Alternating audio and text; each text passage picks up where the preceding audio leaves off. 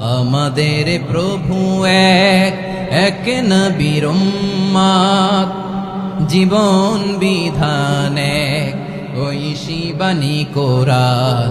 তবে কেন এক নও হে মুসলমান, এক হও করিয়া আহ্বান। বাইতুল্লাহ এক, আওয়াজ করে বলো আমাদের বাইতুল্লাহ কয়টা?